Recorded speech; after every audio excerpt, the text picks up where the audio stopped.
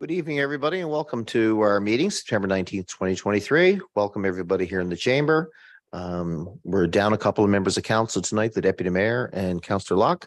But I'll accept a motion, please, Council, for tonight's agenda, which you see before you. Moved by Councillor Fry and second by Councillor Lane. All in favor? And those opposed? Thank you. Motion is carried and the agenda is set. Minutes from September 5th and the action report are there for your review, Council. I'm sure you've already read it. But please advise first before we adopt of any errors or omissions.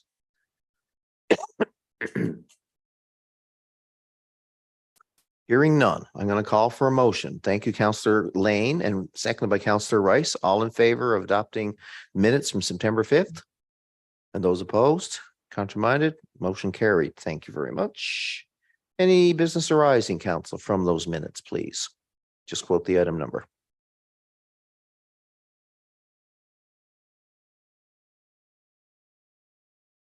All right, hearing none, I would like to remind everybody that we respectfully acknowledge the province of Newfoundland and Labrador as the ancestral homelands of many diverse populations of Indigenous peoples, including the Beothuk, who have contributed to 9,000 years of history on the island of Newfoundland. Today, this province is home to diverse populations of Indigenous and other people. We acknowledge with respect the diverse histories and cultures of the Mi'kmaq, Innu, and Inuit. We honor this beautiful land together as we strive for collective healing and true and honest reconciliation.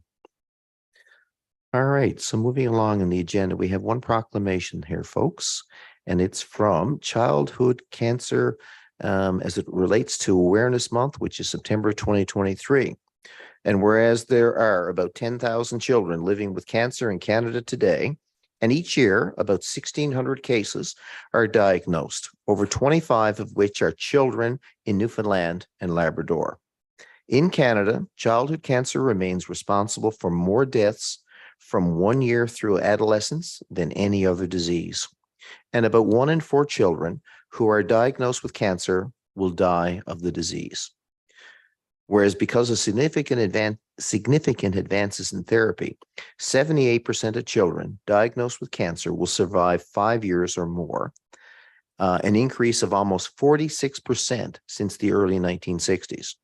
And whereas childhood cancers have close to a 75% cure rate, with leukemia leading the success charge with close to a 90% overall cure rate. Now, I, the Mayor of Mount Pearl, on behalf of my colleagues on council, we do hereby proclaim September of 2023 as Childhood Cancer Awareness Month here in the city of Mount Pearl. And I affix my name and signature to that proclamation. Was happy to bring it in. And council, any comments? Any feedback?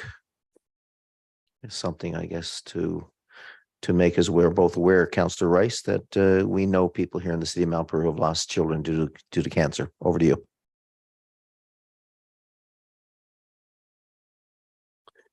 Thank you, Worship. Yes, and I think we're thinking along the same page, me and you. So, you know, when we were, you know, a lot of our families grew up here in Mount Pearl, and my daughter actually went to school with one of the kids actually that you know, that ended up with leukemia, cancer, and stuff, and Rebecca Courage. So I just want to speak about that. I mean, I coached Rebecca in soccer when she was 11, 12 years old. And I also coached her in volleyball, you know, and it certainly hit home when she got diagnosed, and all the kids and Councillor Lane was the same age as you know, all the kids that were there. And, you know, and after it's the first time it happened, it was, you know, it was hard. But then when she the diagnosis came back that it had returned, and she went through several years of chemotherapy and bone marrow transplants and stuff like that. And, you know, and we all think about Rebecca, and,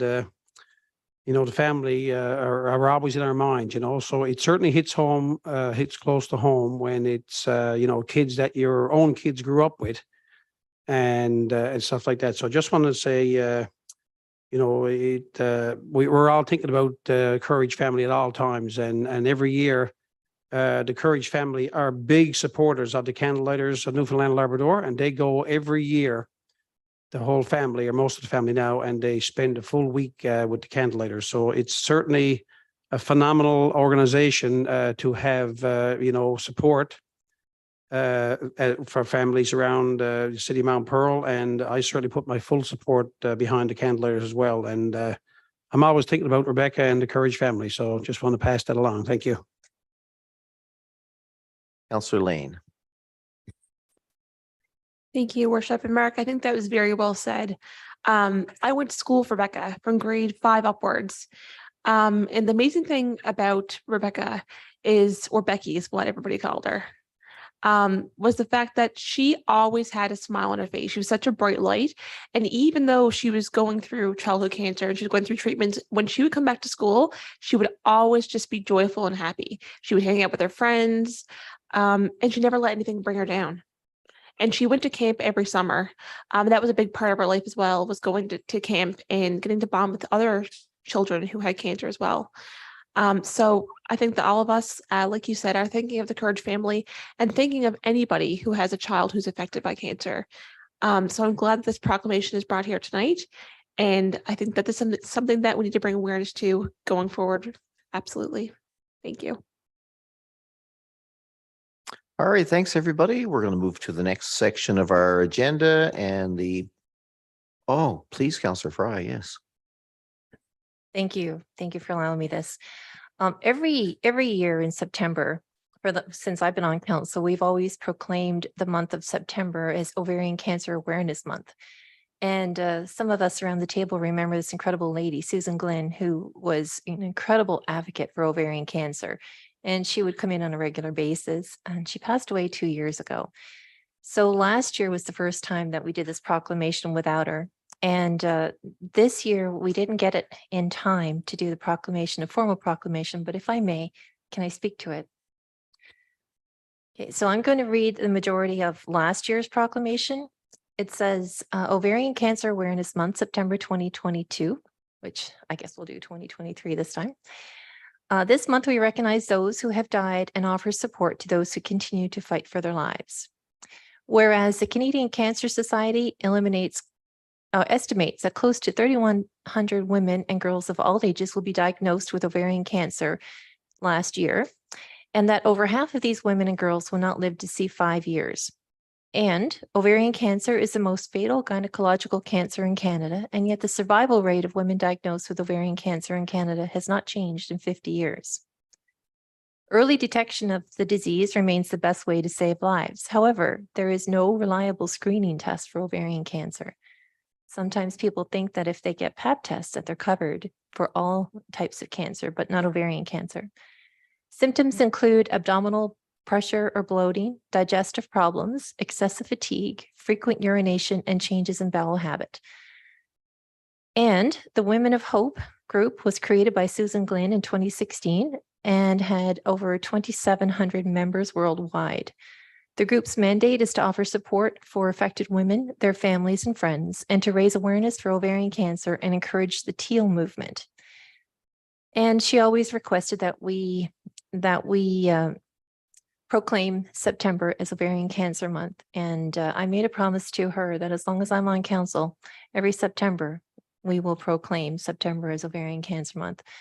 And Susan, she lost her battle to ovarian cancer, but she certainly left an impact. And as you can see from some of these symptoms, they're very common symptoms that I think most women will experience for the most part from time to time. So to bring awareness to this is really important to me. And I know it's important to Susan, and I just wanted to bring this forward. Thank you for allowing me. Thank you very much. And I would ask staff if we could ensure that at some point during teal, I believe, is the color for ovarian cancer, and there may be a color associated with childhood cancer. If we could light up City Hall some evening just in recognition of all the good work that these foundations do, and acknowledge the trailblazers like Susan Glenn and Becky Courage, and a shout out to the organizations such as Candlelighters and the like that work so hard to improve the diagnosis and the treatment, and hopefully someday the cure for some of these cancers. Councillor, you can get back on your feet if you wish. That's an old expression. We don't really rise anymore since COVID. But Councillor Fry will lead off with the Planning, Engineering, Development Committee report.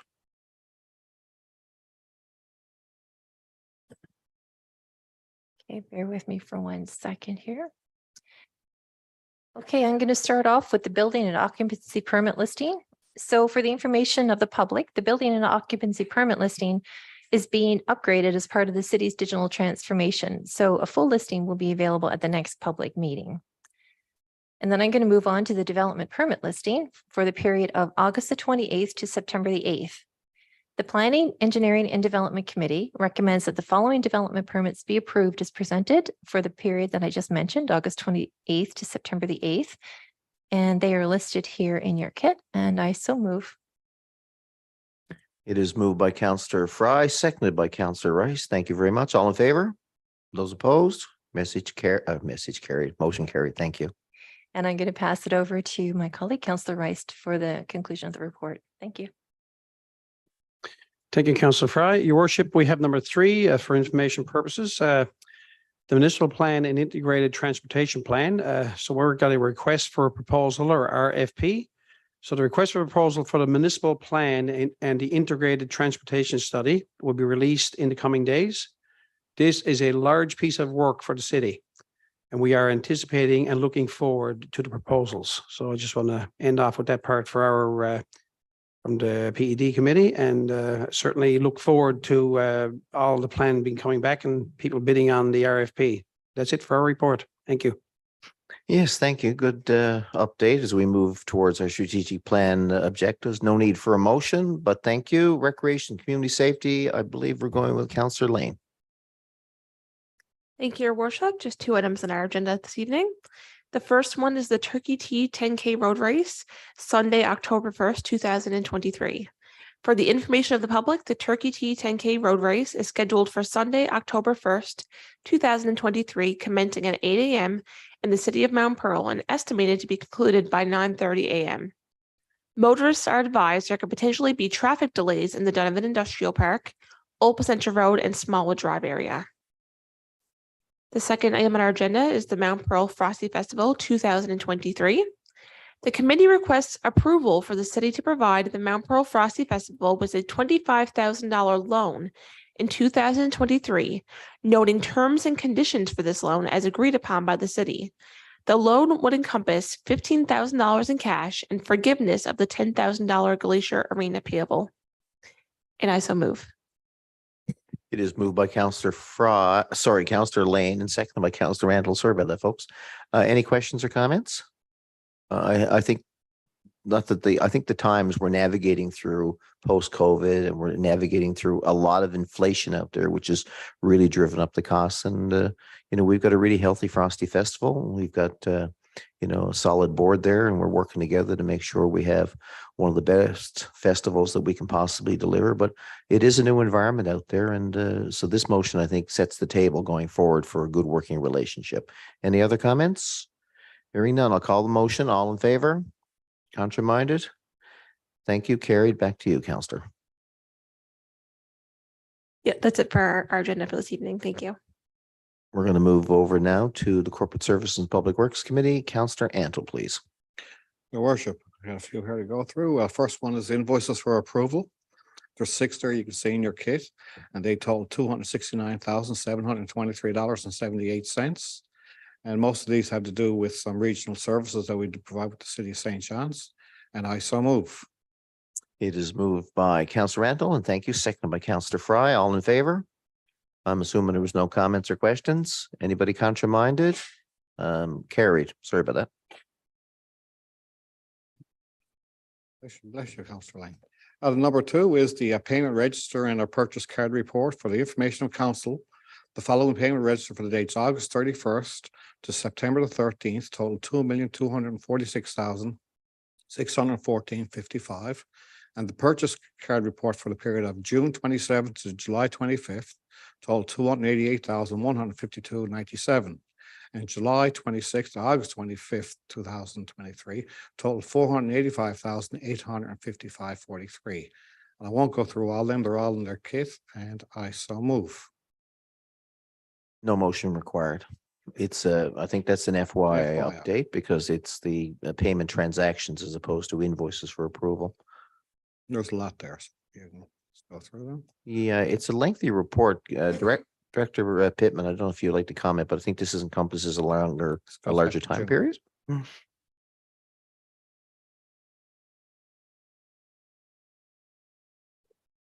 Sorry, my microphone's working. Yes. Yeah, the earliest one I see on the report there is, no, it's only about 2 weeks, August 31st. Through to, and you're speaking about the payment register or the P card? P card. Oh, apologies. Yeah, the P card is 2 months. So you'll see a larger report there than typical. All right. Any other questions before it goes back to Councillor Antle?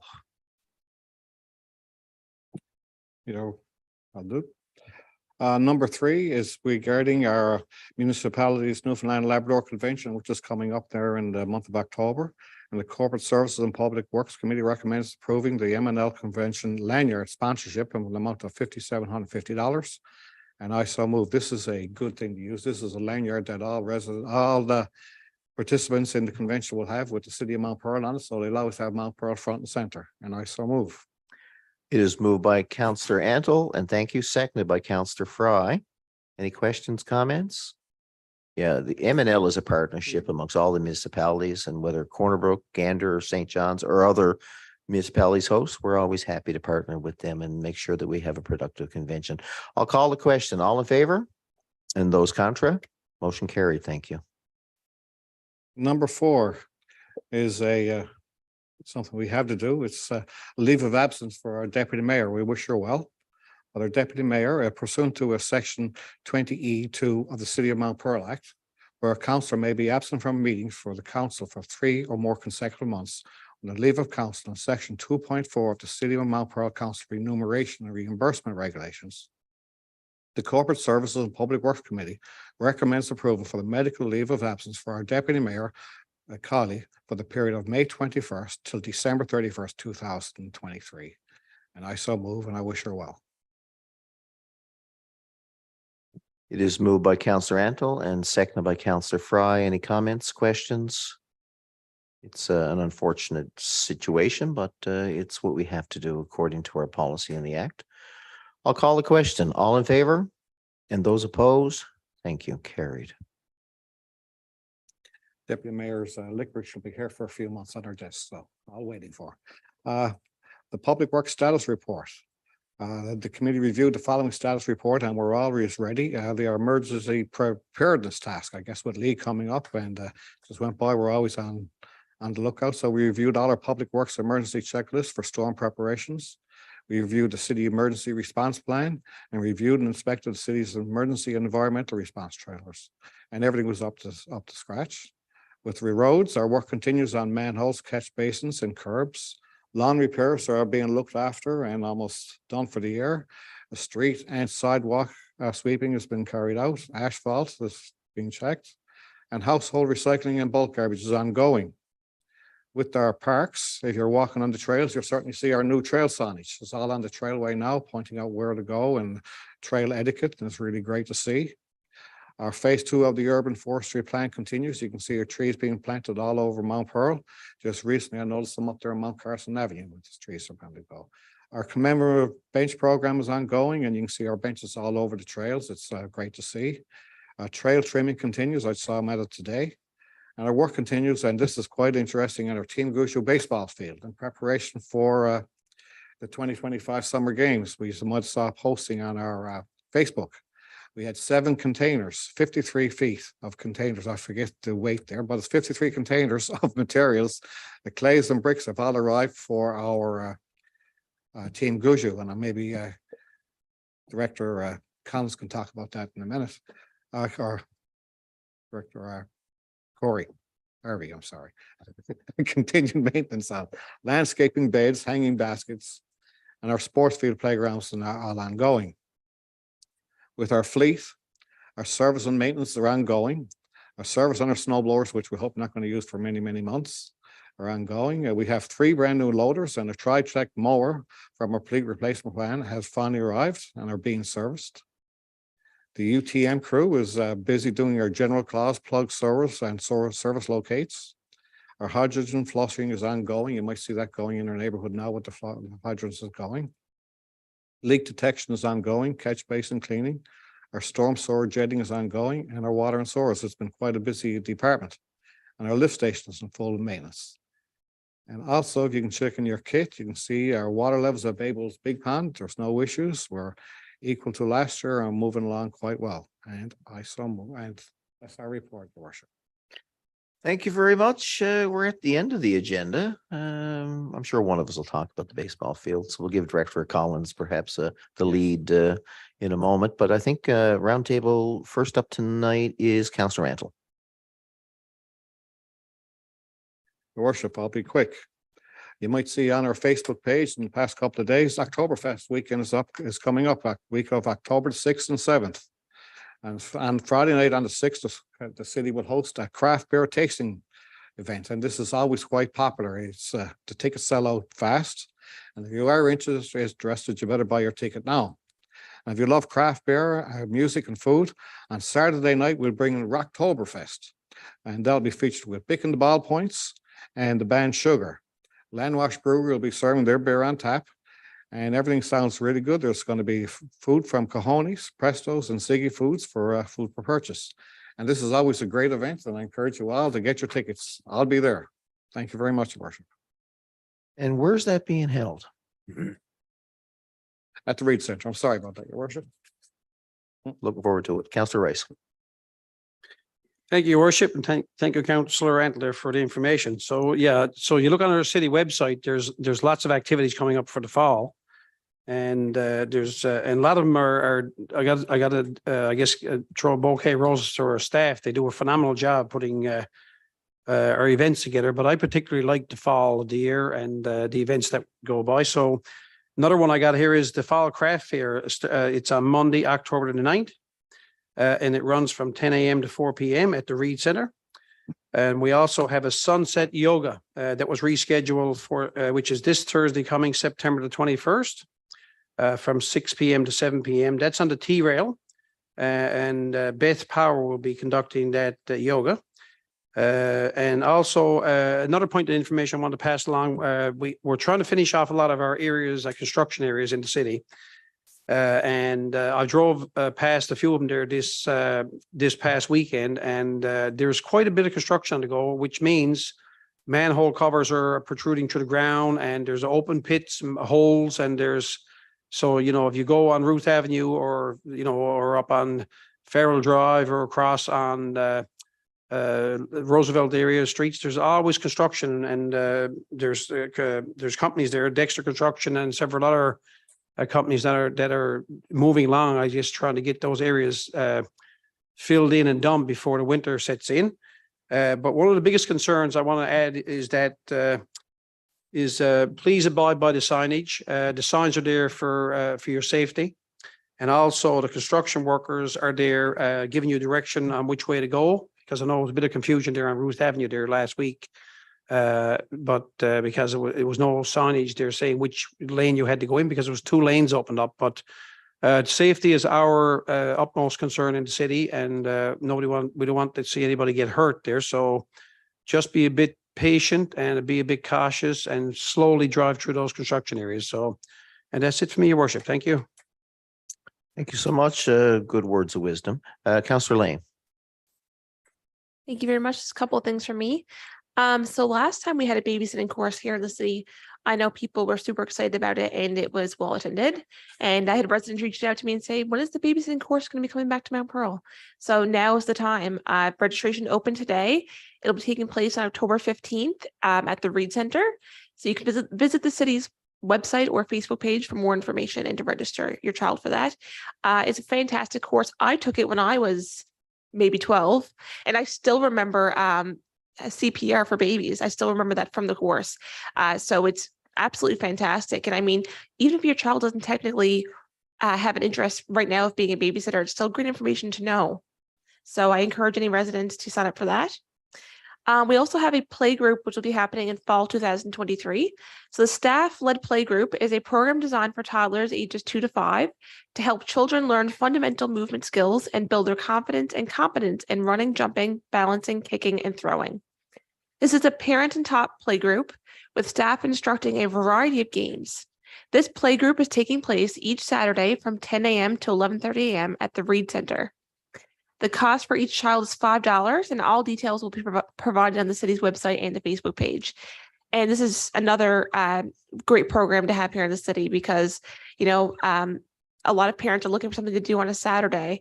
And programs such as this not only encourages movement in their child, but it's a great way to meet other parents and for the children to interact and make new friends. So I think that's fantastic.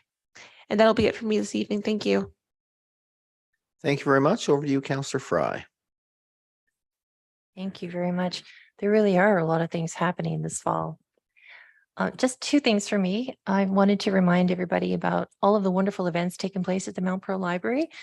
I'm impressed with it because I always thought library was just go in and be quiet and read a book, but they have so many things. And one of the things that caught my attention that they recently advertised is Pause for Story. So they have the St. John Ambulance therapy dogs come in and read. Well, they don't. The kids read to the dogs, I guess. But what an interesting way of getting kids interested in reading, that's so creative. Anyway, that's just one. There are many, many, and I'm always impressed with that.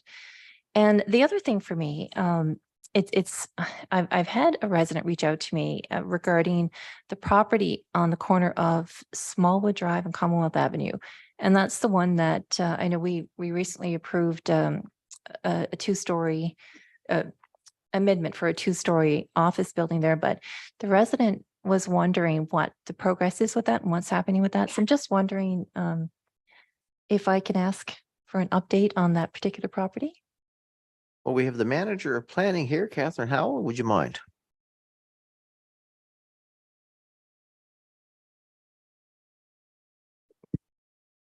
In relation to the current status of the dwelling, I know that there's been some complaints received about the safety of the building right now.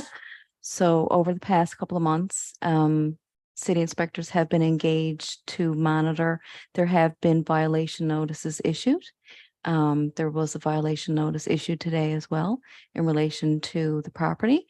In regard to the actual development of the commercialization of that, the property owner has indicated that demolition should happen in the spring. So that's the latest that I have on that currently. Yeah, I even noticed when I drove here this evening that there was a couch out on the front lawn, and it's right there on Commonwealth Avenue, so I can see why residents are inquiring about that. But thank you for the update.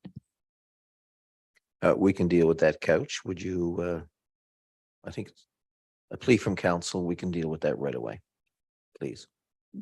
That's actually the violation notice I just spoke about. It was issued like this afternoon. So, because I don't think the sofa was there this morning, but it was there this afternoon. So that's already been issued to the property owner.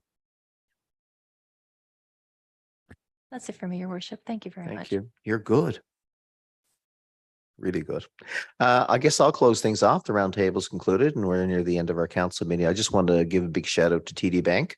We have a tree planting program here in the city as we try to celebrate our force within the community, and they provided I think it was 130 trees and bushes for what's known as Tree Day, which is usually held sometime in September. And a big shout out to our public works staff, as well as our recreation and community safety staff who came along and helped prep the beds and get them ready. We supplied a lot of the labor that would get it done, but we also had volunteers under the direction of Jason Collins, our director of recreation and community safety. A real good crowd, about 50 people showed up, and it was a good combination of volunteers, staff, employees. And if you drive up next to between the library and or in the area of the library and the Reed Center entrance, you'll see what a show it is right now. And you come back in 4 or 5 years' time, you're going to see an even better thickening out of some of the trees that were planted. I liken it to the area up there off Gloria Pearson Community Center in the area of the detention pond. We've done numerous plantings as part of Tree Day as part of that. And that's starting to take on a real park-like atmosphere. So it's nice to see TD Bank and our staff and our volunteers stepping up to make that happen, right? Yeah. Sorry.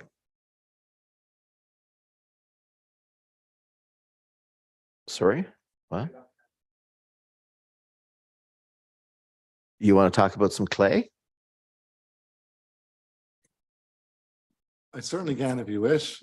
It's certainly been a joint effort between, it's just about all city departments. We've had GIS people involved, our comms team, certainly Public Works right now. We've started, as of yesterday, clearing off some sand. As Councillor Anfield referenced, we have a lot of clay has arrived. So hopefully that'll start going on this week. And there's a little tour, actually, there was someone down from Baseball Canada was down today, had a look. They seemed very impressed with what was happening and what the field is going to be like, which was great. It was interesting timing. And then next week, there's someone coming from Halifax Seed, who we actually ordered the clay from, and they're going to work with our staff, work with our baseball association on building mounds and showing them what to do, and giving some tips and help of how to maintain the clay, because it is very different than dealing with the sand. But it's certainly been a group effort, but I do think our staff are really enjoying it. A chance to build something, and with the baseball, that they're really enjoying this. So it's great to see. Good stuff. Everybody get red boots now, don't they? What? Once the clay gets distributed. So we, on that note, thank you, Director and Councillor Antle. I'm going to bring the meeting to a close on motion of Councillor Antle and seconded by Councillor Lane. We are